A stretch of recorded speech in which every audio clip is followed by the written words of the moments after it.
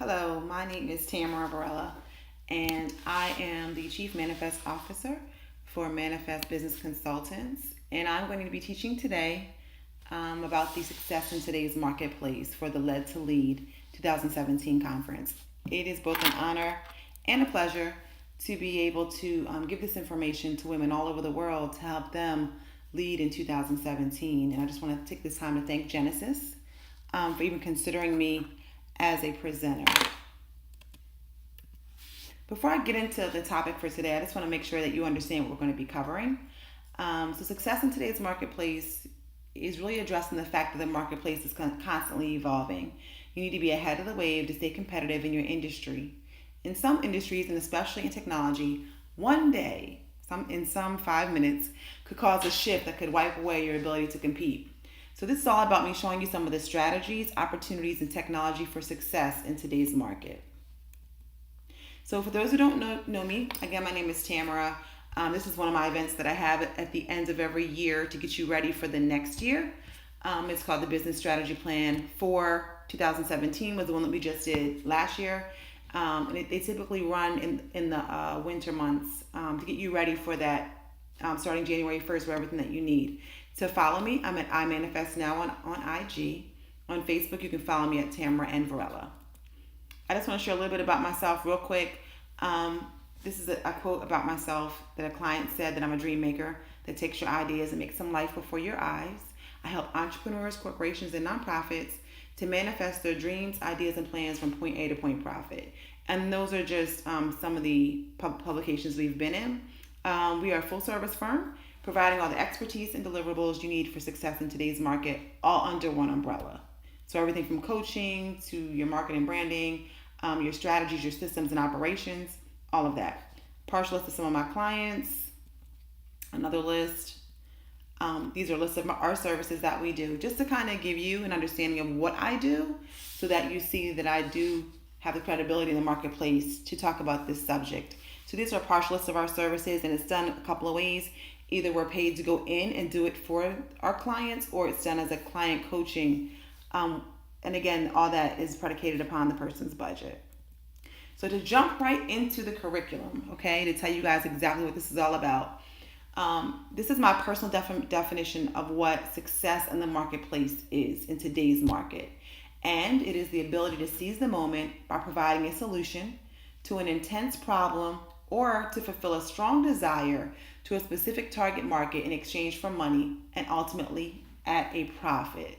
So typically success in the marketplace looks like there is revenue being generated and there is also money at the end that we will call the profit. And depending on where you are in your business, that profit can be determined by several different factors, but that's like a general statement. So before I even begin, we have to kind of declare what is a business and what's not. So a hobby is a pursuit outside of one's regular occupation, engaged in especially for relaxation. So a hobby is not tied to any money. For the business, it's the practice of making one's living by engaging in commerce. So making one's living means that the business is sustainable and that your private bills are being paid so that the business is not a hindrance on your personal life and on your family. And again, all this is tying into success in today's marketplace. So what does at a profit mean? This is really, really good. Some of it's really basic and common sense, like ensuring you're charging correct rates. You have to charge the right rates that, number one, will cover your costs to do business, as well as allow you to keep money at the end for yourself and also to put back into your business.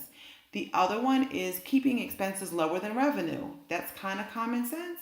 But you'd be amazed at how some people are just operating in business and they're using services that they could get a better rate on just because they think that's the only provider for that service. The other part is knowing your cost to do business. Some people don't consider this. The cost to do business, which I'll show you in a couple of slides later, really is the cost, the everyday cost to run your business. It could be your email system. It could be your hosting, coupled with your personal expenses. So that's why I say factor in your business and your personal expenses so you know your cost to do business. So when you look at your key performance indicators, that will let you know where you are in your business. Again, this is another part that's really important, is knowing your sales cycle. Your sales cycle is that very first point of contact with a new customer, potential customer, they haven't spent any money yet, and all the activity that happens before they give you that first dollar. That is your sales cycle. Again, another thing you should have a well-defined sales funnel. Now, some people try to interchange the two, and they're extremely different. Your sales funnel is the products and services that evolve over the lifespan of your customer. So it's getting them to go from one purchase to another purchase to another purchase to another purchase. And I'll talk all about that and how that happens. To be successful in business, there are several things. It's broken down into three categories to me. First is the mindset, because it doesn't matter if we give you the strategies, the techniques, the plug and plays. If you don't have the mindset to be successful, if you don't have the right mindset about money and about negotiating rates and the value that you bring into the marketplace, none of that matters. The other part is really knowing your talent and your industry knowledge, because the knowledge that would be in say, for instance, a software company knowledge is not the same knowledge that would be in a coaching business industry. So knowing and keeping abreast of what's happening in that talent industry knowledge. And then the third would be systems. Having systems put in place to help manage and run your business so that you can leverage it and begin to grow exponentially. Now, the beauty of doing business in today's market is that it is a leveled playing field. Because of technology and access to information, there's no reason for you not to be successful if you do the work. I'm going to show you a great example and show you how business 20, 30 years ago, how difficult it was, and why you need to really look and pay attention to where we are in the marketplace now, and why you have every right and every capability and access to information to really be successful. So let's look at the evolution of it all. And let's learn from the mistakes and successes of others. So back in the 80s, if you wanted to be in a certain industry, you had to go to official schooling of some sort. It could have been in college or it could have been a trade school. So let's use shoe sales because we're all women. So let's say that you want to open up a shoe store. So you went to some type of official schooling of some sort, whether it was you signed up and took classes for business, whether it was you sat under a cobbler back then, someone that made shoes, or under someone that owned a shoe store and you learned as an apprentice. So there was that official schooling as an apprentice. You attended conferences that supplied workbooks and books in general. And typically you had to be working in that industry to get approval to attend or access the info. I'll give you a great example. A lot of the large hair expos and hair conferences, back in the day, you had to be a certified cosmetologist. You could not walk up to, the magic show and buy a all-day pass. Like, that was not allowed. You also, again, back in the 80s, you had to purchase books and read basic industry overview and theory. There were not too many people in your industry back in the 80s that were willing to sit down and create programs that they could offer to you to buy to learn the inner workings of your industry, right? So everything you had to really be in that industry. You had to have a business license when you went to some of these networking events and show them that you were in this industry. I remember back in the 90s, I wanted to open up a shoe store, and I had to come there with a business license that said that I owned a shoe store or was trying to own a shoe store. Now you can literally go to some of the shoe shows and fashion shows and just show up as an attendee and literally walk through the same aisles as someone that is actually owning something in that industry. So that was the 80s and the 90s. Going into the 90s, you still had to have an official schooling of some sort. You could attend workshops, and infomercials begin to show up. And the very first one that I can remember is on real estate. There was an older white guy with gray hair. I forget his name. I can see his face so clearly, but he was one of the first ones on TV that had infomercials about real estate. And then in the 90s, you had to purchase books and read basic industry overview and theory or how-tos. There were no people really in the marketplace to teach you that. There were no experts. They had the self-improvement like the Zig Ziglars and the Brian Tracy's and stuff like that. But there were no people like there are today teaching you exactly their business model so that you totally mitigate the mistakes and problems and loss of money from you trying to figure it out. So let's get in 2016. Now you literally can attend an online workshop and training by industry experts that share not only their industry knowledge, but also their exact systems, connections, software, documents, templates, whatever. You can actually get a paid mentorship and coaching to get accountability and direct guidance. And also, you can now purchase books that now contain information that's more applicable versus overview in theory. So I just want to show you the history, to show you how the marketplace has grown and changed and evolved, and why today, 2016, 2017, is like the best time to be in business. So let's look at it again. In the old days versus today's market, it took years to learn to figure out how to do something. Um, Tasks had to be completed by manual labor. It was very time consuming and expensive. Nowadays, there's immediate access to information that's free and paid. You can now look at the patterns of success of other people. You can get paid training, and technology has made it so easy to enter the marketplace for a fraction of the cost. So let's compare specifically a direct marketing. Say you wanted a direct marketing company that helped your clients get clients. So like an advertising agency, which now would be a digital marketing agency. So let's talk about that back in 1995. So the owner probably went to school for 4 years. They worked as an employee for 10 years. And everyone in that building is doing manual work. He probably has about 2 sales reps to start that are starting with a base pay of 45. There's an admin person to send out all the emails and manage the client relationships at like 30,000. Then there's a marketing staff of 2 people at about 45K each. So already we're looking at about $230,000 just to open the door, and that's not even the owner's salary. Okay? Now let's look at it for 2016, 2017. Direct marketing, online training, and mentoring courses. The owner probably paid for by an industry expert for about $10,000 for 1 year, which is a steal because again, you're learning a person's systems, their templates, and everything. The work is automated with software now. Everything from Infusionsoft to 17 Hats to some of the other software that I'm going to jump in and show you, which I'm really excited about. And then there's also the email. You may pay about $250 for a strong email automation campaign. And then now there's outsourcing at $12K. So the admin could probably be a virtual assistant. The marketing staff could be virtual as a private contractor. And now the expenses don't look anywhere near like they did, which again is the ease of entry into the marketplace. So let me show you a video of a software that's going to blow your mind. It's called Kit. And it is specifically speaking to the example that I gave you. So you saw the sales and marketing. Let me go back. You saw the sales and marketing staff at 45 and 45. Well, actually this one right here, the 45 each, the 90. This software takes the place of those 2 people in a sense, and you'll see how it works. I'll show you right now.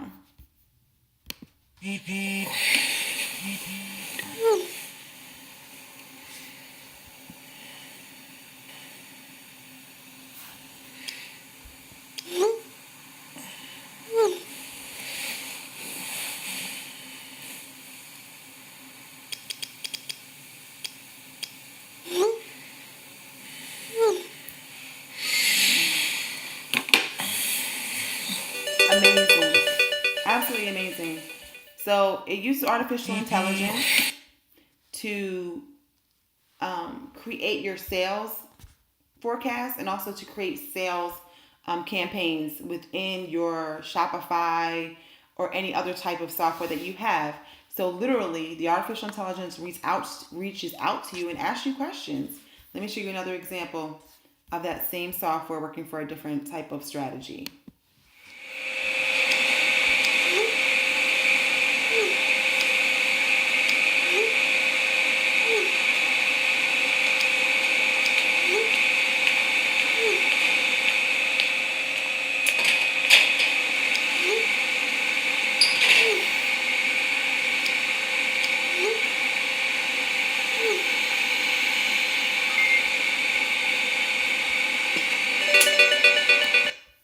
So again, artificial intelligence is so strong in the marketplace, and being a woman-owned business and then being a woman of color, we always end up behind the 8 ball.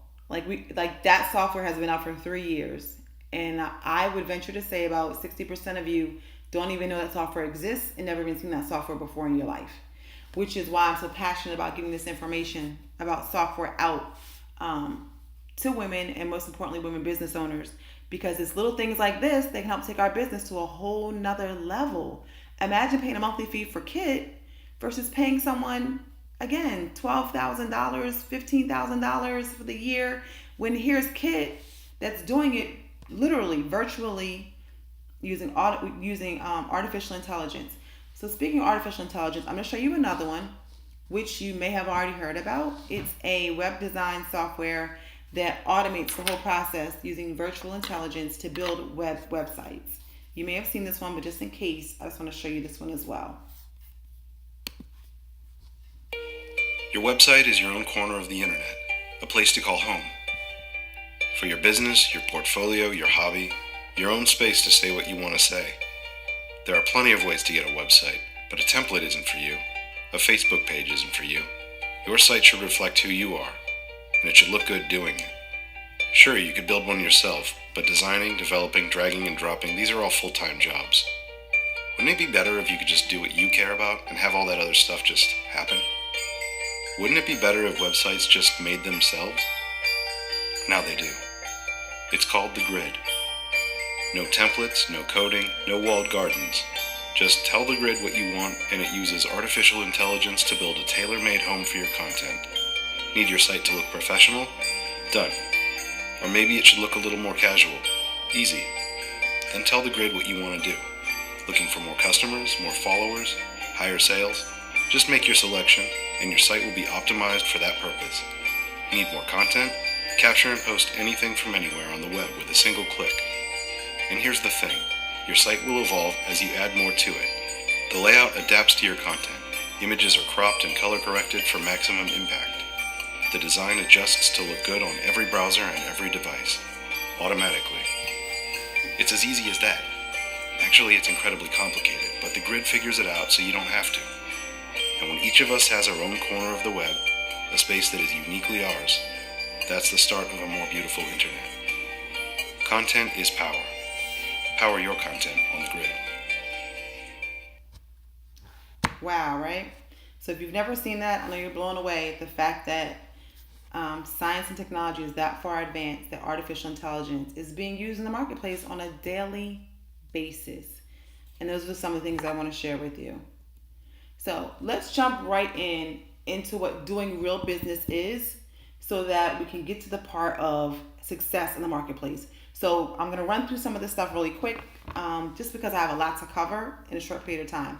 So doing real business is, of course, having an EIN number, being incorporated as an LLC, your business license, business insurance, business bank account, and then at some point establishing business credit. Now, there's something that I want to share real quick right here is that based off of how you set your company up in the beginning, you should be doing things in the very beginning to help lead you to business credit. What I mean by that, here's a nugget I'm going to throw in there that has nothing to do with my topic, but with business credit, they look for certain flags to not approve you. And some of those things are making sure that your address is the same on all your documents, your business license, your bank account, your LLC, consistent address, making sure that you have a landline phone number, making sure that you have a real email address, which I'll get into. They also look at the fact if your mailing address is a physical address. So if you have to use a P.O. box, try to get one that has a physical address with a suite instead of a P.O. box. These are little things you can do in the beginning of your business if you know that you want to establish business credit down the line. So that's the legal part of doing real business. The other part is the impression part, right? Doing real business, the impression, what people see, right? That makes a person assume that you are doing real business. One is a logo, of course. Those are the basics. Having a website and a social media presence. There are so many people right now that if you tell them you're doing business, they do not care about if you're incorporated. They go right to your website and your social media. And that's just where we are in the business today. Having a real business email address, not a Gmail. You can have a Gmail, but having that really helps you out. Having a real business physical address for mailing, like I said. The ability to process payments and having some type of online footprint. Everyone looks for that online footprint. When they Google you, what comes up? Okay, and that is the impression, everyone's outside appearance that to them, subliminally implies that you're doing real business. And again, this doesn't always mean that you are, but from the outside looking in, this is the impression side of doing real business. Now, the internal side, doing real business, at some point you should have a client customer attraction process. How are customers finding you? Are you doing joint ventures? Are you doing summits? Are you doing Facebook ads? All of those things should be incorporated into your business model for today's market. So before, Facebook ads were non-existent 10 years ago, 5 years ago maybe. But now Facebook ads are one of the best ways to do business because that is the most targeted, streamlined way to get your ad in front of your exact target market and not pay for it until they click on it. In the past, you put out all this money in marketing and hope and pray your target market saw it. This way, Facebook ads and Instagram ads allow it to be the reverse, where you have way more control and it's more targeted and you get more bang for your money. Okay? So you need to have some type of client customer attraction process. You should have standard operation procedures, which means that you should have a process of what happens when certain tasks are completed in my business. You should have them written down. They're not going to be real lengthy. They could be bulleted steps if you're in the beginning. And what this does is it allows you to control your day-to-day activity, and it allows you to bring someone into your company seamlessly at that point of needing a team or assistance. If not, you have to go back and help explain stuff. And it also allows you to provide accountability to yourself and also to those that are working for you. Doing real business, you have some type of automation of your systems, whether it's your email, whether it's using something like Kit, whether it's using a CRM, a customer management system. And there's also, you have a team. It could be some type of assistance. It could be contractors. It could be volunteers. And really what's real important is that you have a customer service policy. Why is this important? Because when you go out to do business and you secure your first customer, you need to know what are you going to do, number one, to build a relationship. If something goes wrong, how are you going to handle it? If there's a return or a complaint, how are you going to handle it? It's nothing worse than being in a situation where there's a complaint or a return or someone's confused about something and you have no idea how to handle it. Having that customer service policy sometimes is more important than an actual website or branding, because it's how you handle your customer that's more important than what the image looks like. It makes no sense to have this beautiful image and you don't handle your customer correctly. So I want to go a little bit into this part. So success in the marketplace today looks like this. You know exactly what happens after the sale. You're sending a thank you card. You're sending resources to the client. Maybe some person like direct phone calls thanking them. You're celebrating their birthday and anniversary for them, and actually the anniversary for the purchase. Then what happens after the sale is, again, a thank you card, resources, and phone calls. So the first what happens could be the first sale. And then the second what happens could be that second or third sale down the line. But at the end of the day, you really understand like your customer service. What level are you? If you don't know anything about Zappos, I suggest that you Google them and study them. Zappos has one of the best customer service policies in any industry. You can call Zappos right now. They sell shoes. But you can call Zappos right now and ask them how to fix your son's tricycle. And they're going to tell you exactly how to fix it. Because they wanted to be the best in customer service. And to them, that meant being a resource for you outside of the shoe sale industry. You get it? So what is your customer service policy? What are you going to do? If someone wants to return something, are you giving them just their money back? Are you going to argue with them? Are you going to give them their money back plus something for free? Are you going to call them, do an in-person phone call to build that relationship and that rapport to find out what exactly happened? The customer service policy sometimes can be more important than any other policy in your business because your customer is the one that's giving you the money. So a success in business in today's marketplace, you understand marketing in its totality. Right now, if you are a social media fanatic, you are only focusing on branding. If you look up in that left corner, branding is a very small part of this whole marketing mix. The marketing mix is the 4 P's: product, price, place, and promotion. Take a look at this, take a screenshot, and really study it. because this is business in today's market. This is how you gain success, when you understand the whole picture of marketing. And so when it comes to branding, we get so caught up in what we hear on social media. Branding really is not about the colors in your website. It's not about a website. It's not about your marketing and your flyers. It's starting with the end in mind. Remember I said that customer service policy? So the brand is, what are the feelings and emotions you want the thought of your company, product, or service to trigger in a person's gut? You see the big, happy, jolly, chunky man? That's what I like to say. When he thinks about your company, it makes him feel what in his gut? And that's branding. And that's what your customer service policy should be birthed out of. The end result of what you want that to feel like. And all of this is building the case of how you become successful in the marketplace today. Knowing these small little factors first, and then I'm going to build upon them. So this I love because it shows you and helps to bring clarity to what a brand is, which will help you pull down the mindset that a brand is your logo, your website, your cute little flyers. This is what it is. So to compare, marketing is you telling a person, I'm a great lover. Hey, I'm a great lover. Advertising is you saying it over and over and over and over again. I'm a great lover, I'm a great lover, I'm a great lover. And then public relations is another person coming to them, another outlet, another platform, something of credibility, coming to them saying, trust me, he's a great lover.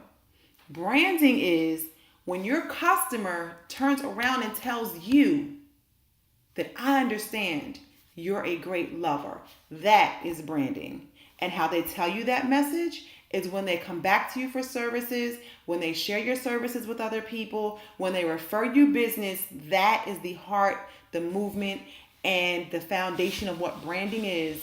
And again, a brand is not what you say, not what PR says, but it is what they say about you.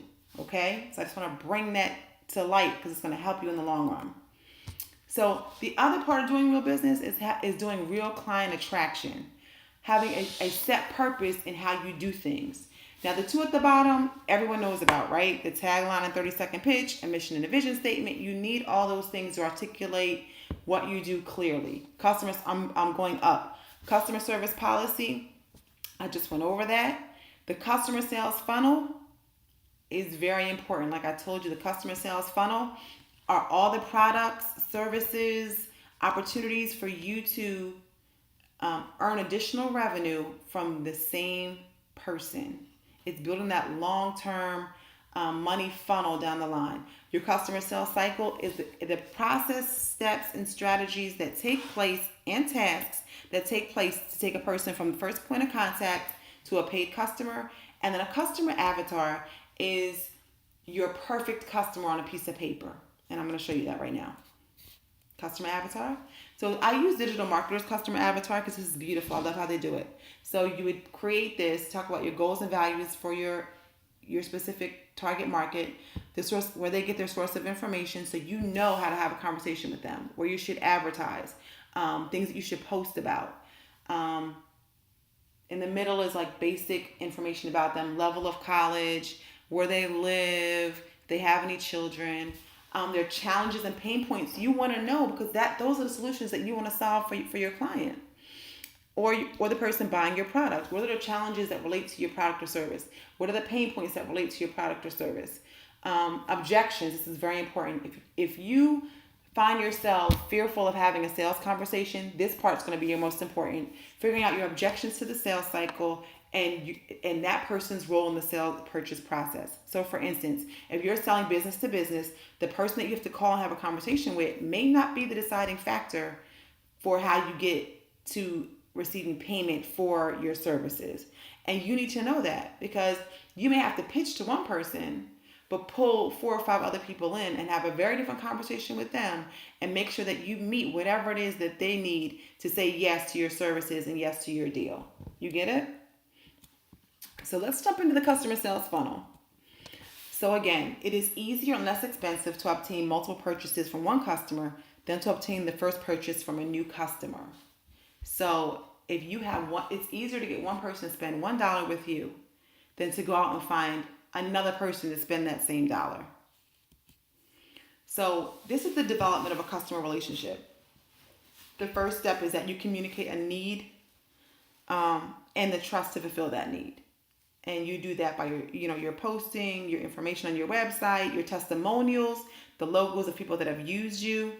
There's that first sale, which is usually like an entry level sale. It might be something free that they download. It's that first point of contact. Then you begin to implement your customer service policy. What are you doing after the sale? What are you doing after that first point of contact? Then number 4, you collect relevant data. Send out a survey. Call them and ask them what they're looking for, why they like your product. 5, communicate the need for the second sale. So you do like an upsell. 6, that second sale usually is at a higher price, or it increases the number of reps. So it could be coach. Let's just use a coach. They have an entry level program, and then they sell their main program, right? Which could be maybe run for 6 months. The second point of sale can either be a higher, more intense program, or an extension, which would be the increase of reps of that program, of that coaching program that they purchased. So it could go from 6 months to another 6 months, or 6 months to a year, or they could bump up like your master program. The number 7 again is implementing that customer service policy. What happens when they upgrade to another program or service, or what happens when they buy another product? What are you developing that? There's a company out there called Organifi. They sell health products, and when you purchase their products, the next day you will get a call from a health coach that's assigned to you. When I tell you, I was so shocked and surprised at this is their customer service policy. This is how they get you to believe in them. They want you to win so bad with their products that they assign a personal health coach to you. That personal health coach educates you on the effects of sugar on your body, bad foods, how to adjust your menu. They send you recipes. They want you to succeed, and they want you to be a testimony of their success, that they literally are paying for a health coach to help you as you take their products. I was totally blown away by that, and definitely going to figure out how I can help implement that with some of my clients. So here is a great example in comparison, side by side, of a sales cycle and a sales funnel. So the sales cycle could be something like this. It starts as a cold call. So let's say that you provide contracted services for manufacturers. So you call them. Then you on the phone, you find who the point of contact is. Then you send them a proposal. And there's a 2-week window from the time you send the proposal to setting up the meeting. So this is your sales cycle. You know from doing business that it takes about 2 weeks to get everybody in the room, all the decision makers. You go to the meeting, then you get it's about a 30-day average for contracts to be approved. Then the service is provided in 2 months. The payment is made in 15 days. And this is so important. Always know exactly when your payment hits your account. Why is that important, Tamara? That is important because as you're maneuvering and you're just starting your business, cash flow is extremely important. And the length of time that it takes for a contracted agreement or relationship or client, the amount of time it takes for that payment to hit your account is totally different than when you have a direct client and you have them on auto pay. Why this is important is because depending on where you are in your business, if you're still in that startup phase, every dollar that hits your account, you're living off of. So you need to know so that number 1, you don't have overdraft fees that are going to eat up your revenue, and it's going to help you just kind of get rid of some long-term problems that can happen down the line. So again, this is your sales cycle. Then this is your sales funnel. So a point of contact has happened. This is actually my specific sales funnel that happens sometimes in my business. I host a workshop. They attend it. Let's say it's in January. Within that, either at the end of that workshop or in my follow-up calls after, they end up booking a strategy session. That's paid. So everything in green, I made money. They book a strategy session. That's paid. After the strategy session, they love my services. The strategy session could be about, typically I do what is called a VIP day, which I'm sure all you know about.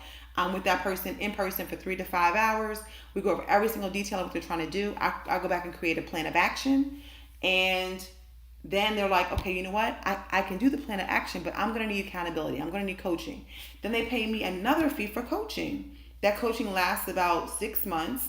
And then they attend my event, my next yearly event that I do in September, October. And then from there, they sign up for coaching for the whole year. So do you see how the way my sales funnel is built, I have been able to, because of my relationship and the quality of my work, I've been able to turn an attendee at a workshop into a long-term customer over over a year of time for this one example, get and offering them different products and services. This doesn't even mention how when they're my clients, they typically end up having to come to me for branding and stuff like that. So that's another sales funnel or another sales revenue that they end up getting from me as well. Because like I told you, we do everything in house. So I wanted you to see in a comparison a sales cycle versus a sales funnel. Because like I said, people try to swap the names and they're totally different. Doing real business, you have 7 systems. You would have a client management, financial management, sales management, marketing management, talent management, legal management, and operations management. So success in today's market, you have some form of these systems in place. Depending on where you are, it could just be a one page that says, if I'm in legal trouble, I contact this person, I send this document, this is my attorney. Again, it's just knowing what you do in the time that you need to do it. You get it? The sales and marketing on your money, that's why they're green, they're money generating. The client management is that whole customer service, making sure that your client is okay. So prepare to receive. Success in business in today's market is all about preparation. So again, the whole saying, if you build it, they will come. So know who your customer is, the avatar. Have policies and docs created, ready to go. Have your contact database building and ready to go. Set up weekly, monthly, and yearly goals, and have a process for securing and building relationships, and tap in. Okay? So this is where we jump into the success in the marketplace for today. There are 4 areas of focus that you should always be in tune to and aware of. 1 is your specific industry. 2, what is happening in the locale, so where you live locally. What is happening in that industry, in that marketplace, locally, regionally, your state, your city, your county. And then national, what's happening on a national level in your business industry. And then technology. You need to know what's happening in technology, not only just in your industry, but technology in general.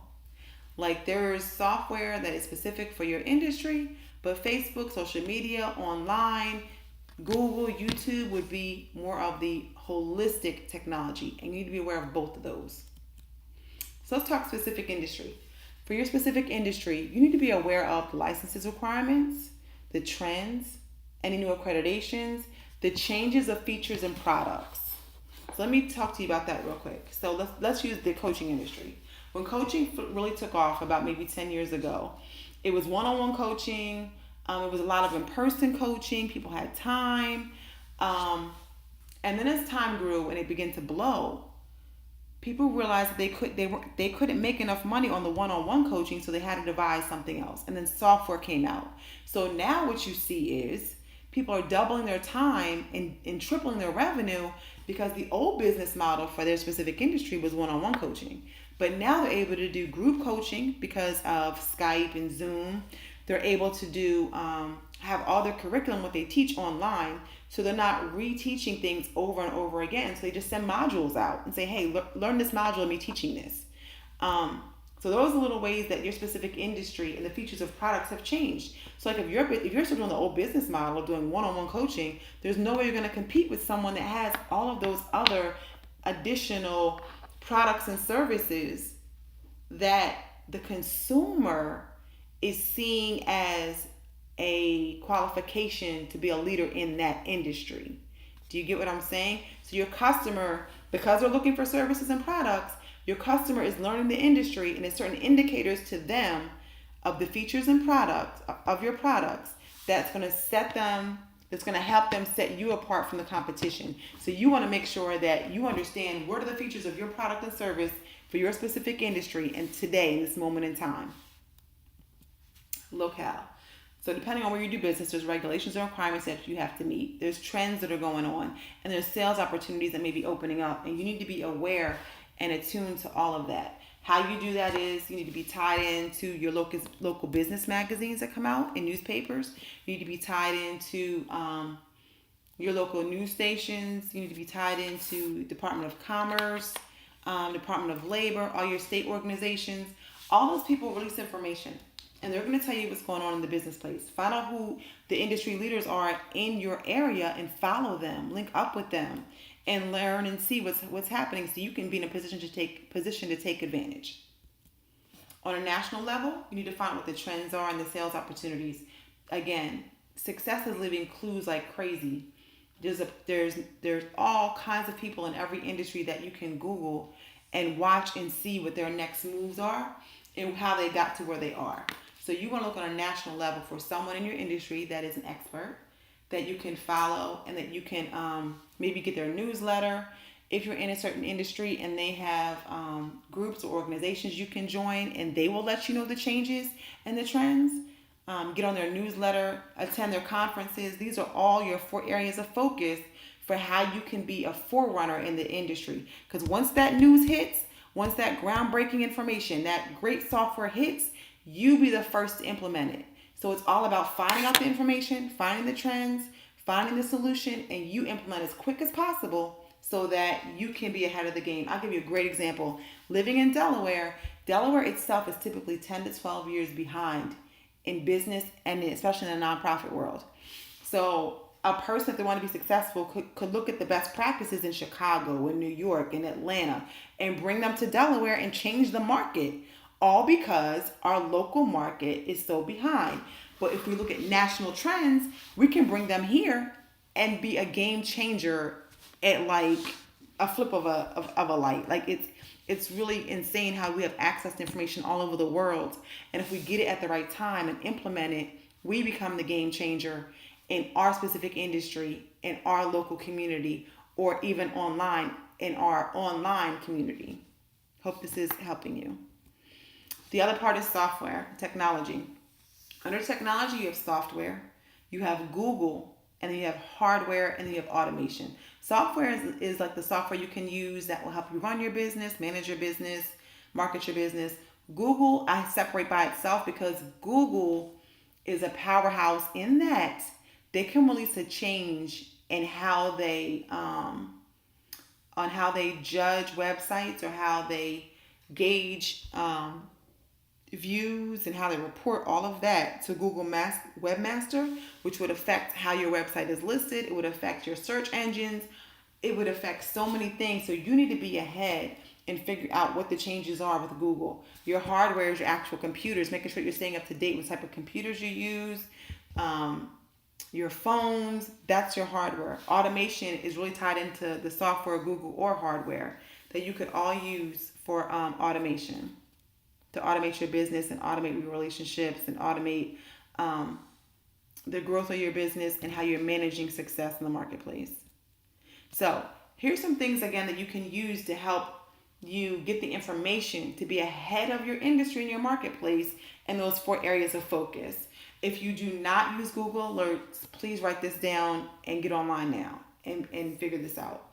So Google has a system that you can put in certain keywords and it will send you an email with the article of when those keywords hit. So let's say if you do coaching for kids with learning disabilities, you would put, LD, dyslexia, ADD, ADHD, autism, kids with learning disabilities, school with learning disabilities like by itself.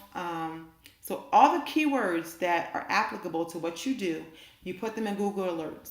Anytime one or a blend of those words hit the internet, it's going to send you an email with that article, that post, that website, that picture, whatever it is, hits. So let's say a new software came out with kids with learning disabilities and you use the keywords software, learning disabilities, kids with disabilities.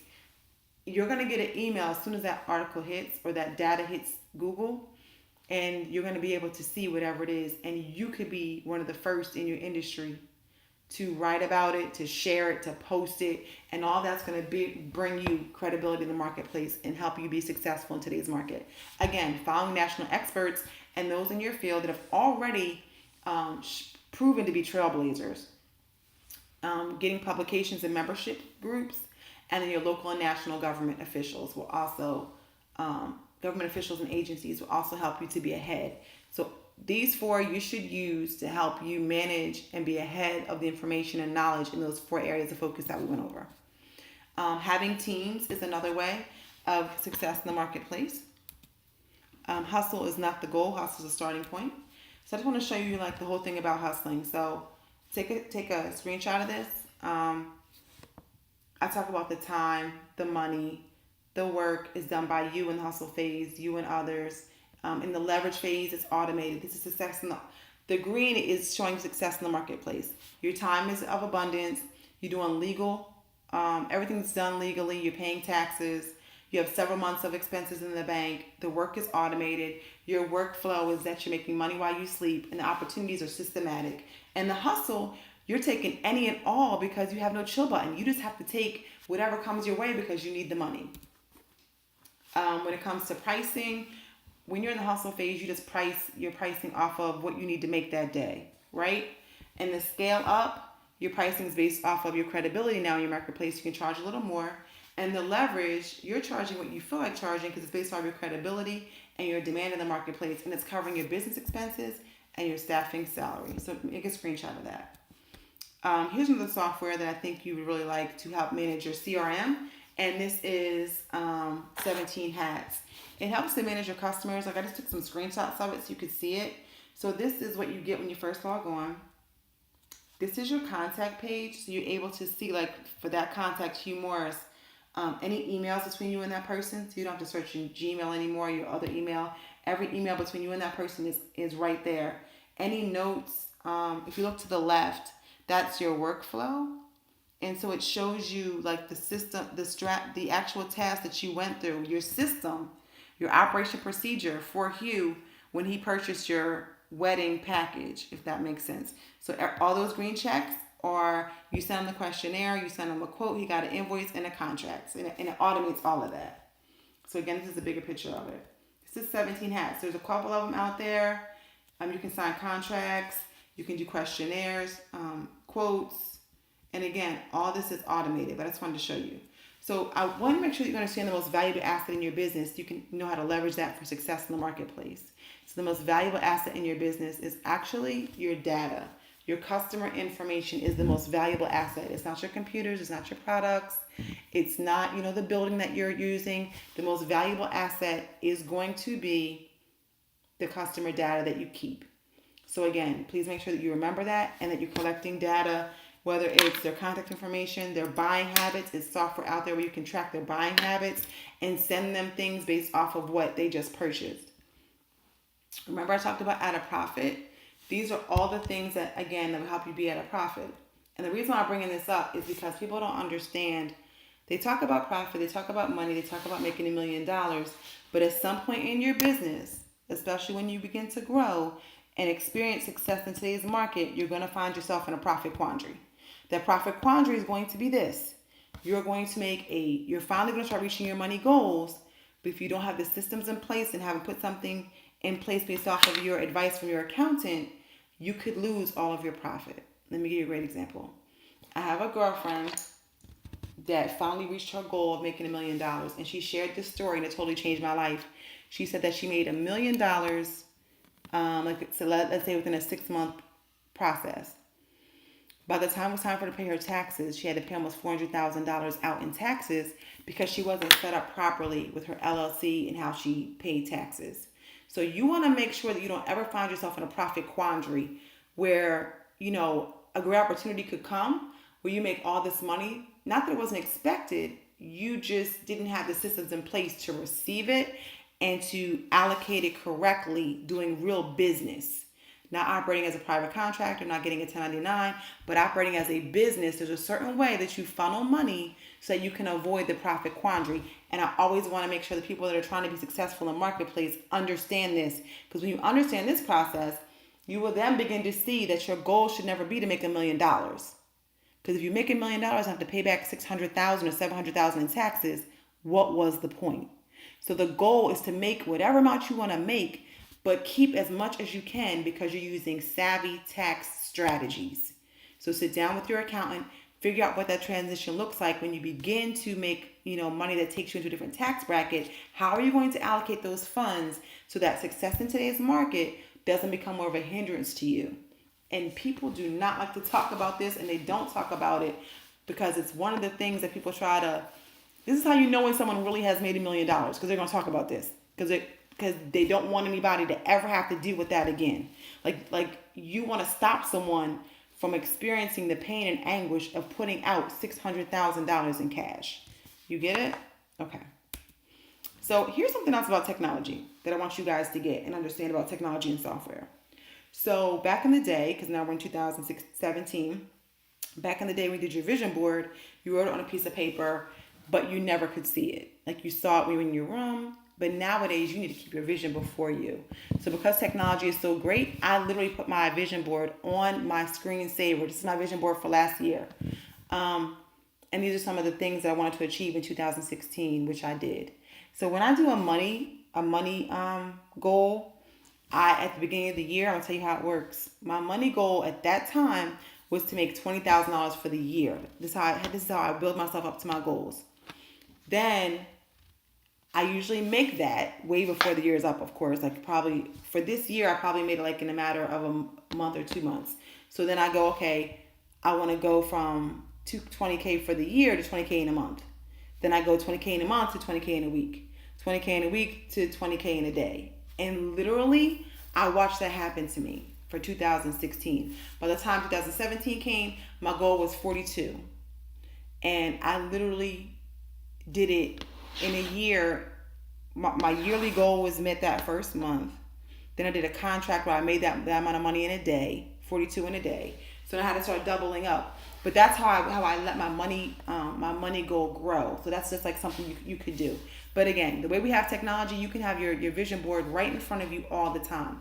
The other thing, remember how everyone talks about doing the written checks and writing your, how Jim Carrey wrote the $10 million check and he kept it in his wallet. What I do is, because I use online banking a lot, I literally took a screenshot of my Bank of America, one of my Bank of America accounts, and I made that my state-of-the-art 2017 using technology vision check. And here it is. It looks exactly like my Bank of America check, and I wrote it out for $1,307,817, right? And at the bottom I have, it is done, God. So this is how technology is used today to do things that we did in the past, right? So let me get out of here and show you some of the actual technology that you can use in the marketplace. So here we go. So one of the things is, if you have Gmail, there are so many apps and services for free that you can patch into your Gmail account. So if you go under your email, I'm logged into my email, under the Chrome Web Store, there are extensions. And here's a heck of a lot of them. Everything from to-do lists, social fixer for Facebook, web clipper, you can actually clip articles. There is buffer, tag assistant, anything you could think of is here. Let me see. The one that if you ask me like what I think you should use right now, it's going to be one called, let me see if I can pull it up. Reportive. So here's Reportive. How Reportive works is that it taps right into your Gmail, and when you have an email from someone, try to make it bigger for you, you'll see this on the side, and it will show you their Facebook link, their LinkedIn link, their Skype. It'll tell you a little bit about them, their last post in Twitter. You'll see all that. It really gives you like a behind the scenes of the person that you're communicating with via email. I love that one. It's one of my favorite. The other one that I have is called Grammarly, and this is how it works. It works in your email, it works on your documents, and it's free. It works. I love it because it really, really helps me. The only thing that I noticed with Grammarly is that sometimes it will use an English spelling for something, like a Z instead of an S, or S instead of a Z for certain words. But it's very effective, and it's free, and it pops up on, again, your email, your when I'm building websites, it pops up. It's like really neat how it happens. This is like a secret that I'm giving you guys today. called Lead Ferret. If you're trying to build a database, a contact database, so let's say for sales or for marketing, this is like one of the best ones out there. And you earn points, and there's also a premium, but you can actually search for free. So let me just show you like a little example of it. So let's say you want to find C-level, and it puts it over here. You want to find C-level decision makers in, let's do in marketing. No, let's do IT. You're looking for C-level in IT. And I'm trying to think, you could probably do a zip code, but I won't even do that right now. I just want to show you the basics of how it works. So you click search, and it's searching. It's taking those two things, and it's trying to pull together a database for you, which I hope it does. It must be alive. So it's loading. If it takes too long, I'll pick another. Here it is. Okay. So here it is. It must have been a lot. So it gives you a score for the person. You get to see the name, information officer, all of that. To unlock, once you unlock it, you have to register to unlock it. But I don't have time to log in. But when you open this up, you'll literally see like their email address, social media, their mailing address, where their offices are. Like, it gives you all this information. So again, if you're trying to create a database of information of decision makers, you can even search the opposite way. Like, you can go back, let me clear this. You can go back and you can put the first name and last name of someone, male, female, and then search them like that and find them that way. But this is definitely something that is extremely valuable. Let's talk about this one now. It's called Co-Embed.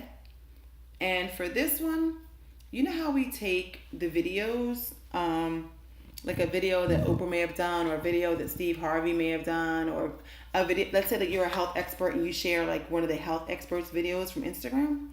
Well, now you can literally embed your point of sale call to actions. So you can like stop the video halfway and input your information. Like, hey, if you really enjoyed this video from whoever the health fitness person is, click this link and I can show you how to lose weight. The Oprah one could say, if you believe in prosperity and you want to win and use the same strategies that Oprah is talking about, I have a whole training program. Click this link and find out more about it. Like, this is like a life-changing, remember talking about industry changing? This is the industry changing software. You can put your call to action anywhere and repurpose that other people's content, but build your credibility up while doing it. So you're literally, what I like to call in branding, you're latching on to someone else's brand. And as long as you do it, you have to be respectful in how you do it. You're not going to act like you are Oprah. You're saying, hey, hope you enjoyed this video that I posted about Oprah. If you're interested in learning more about prosperity, check out my program. See? So you always want to make sure that you maintain integrity when you're using it. Okay, so another one is success in today's market definitely is using messenger bots. So messenger bots allows you to send out automated information through Facebook Messenger. Facebook Messenger has about a 90 to 95% open rate, which is higher than email. So right now, email is the strongest place to market, but to be honest, Facebook Messenger is about to be the second. It's like right behind it. Because again, how many times do you get a message in your Messenger and you open it? And if you don't open it, the whole message comes up on your phone, like you can read it, right? So look into the Facebook Messenger chatbots and see how you can possibly integrate that into your business. So Live Suite, this is something that's hot too. It's Live Suite Pro. There are a couple software out here that let you do this, but you can definitely do Facebook Live on multiple group, inside of multiple groups simultaneously. What this allows you to do is that you can stream pre-recorded videos as live. You can schedule live videos and use them as webinars. So this Live Suite Pro is absolutely amazing. And again, these are all things that are kind of just coming out into the marketplace that I kind of want to give you a heads up on. SERP Digger is pretty interesting. It allows you to extract valid email addresses from LinkedIn, Twitter, Instagram, Facebook, and anywhere else. So you could literally, it's quote unquote the world's first elastic scraper. You could go in, you can scrape out all the email addresses into an Excel spreadsheet is the best way to describe it. So you could possibly pick, I'm trying to think, again, how it says right here, search for email address on almost any website. And again, before you would have to search, type it into your Excel spreadsheet. This kind of does it for you. And it's called SERP Digger. Thunderclap is one of my favorites. So with Thunderclap is how you try to get your stuff viral. So with Thunderclap, you pick a targeted day to push out your product, your service, your event, whatever it is, and you pull together your followers and your team to log on to Thunderclap. It's a link, and they agree to allow the information to be disseminated through their social media. In addition, Thunderclap also announces it to their followers, and then their followers push it for you as well. So if you see right here, 60,000 reach, 9 days left, 132,000, she actually did a book release, 16 days left. Let me see if I can show you how it works real quick. So, waiting for it all to land. So these are some of the supporters. Like, these are the people that actually participate. They send them out the information, and then they agree to push your campaigns. So these are some of the really big campaigns. And all these companies use them. Definitely go on Thunderclap and figure out how it can work for you. It works different for different people. If you click the start button, you can see examples. So if you're a musician, an event organizer, let's do event organizer, it's going to tell you exactly like what you can do and how to do it. Okay? And again, it's called Thunderclap, and it's amazing. Social Hub is a way that you can control, post, and get your information out on all your social networks all at one time. And I think that's my last one. So again, I just wanted to show you some information. I just wanted to show you some of the awesome software that's out there, and hopefully it can help you to be successful in the marketplace. Let me go back to my actual presentation. So hopefully you got some information out of that. I just wanted you to know that you can definitely follow me on IG. If you want, I have a whole list of 100 software that you can download for your business. If you DM me, I can send you the list and make sure that you get that, so you can figure out what software works for you.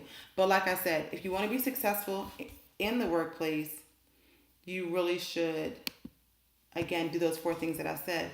Follow what's going on in your industry. Make sure you do the Google alerts. Making sure that you follow someone that's an expert, so that that person can help you determine what the next move is in your industry. Check out Kit, the one that I showed you a little earlier. And if you have any questions at all, you need more information on anything, I am more than welcome to talk to you and to figure out how I can help you in any capacity. Again, thank you, Genesis. Thank you so much for this opportunity. And if you are a woman that's watching this, I am praying that for your success. I am praying that this information change your life, and that these other 99 presentations, or the 100 women that are participating, that you get nuggets and that you get what you need for success. Okay? So that's all I have for today. I look forward to hearing from you guys. And again, I can be reached at iManifest Now at IG.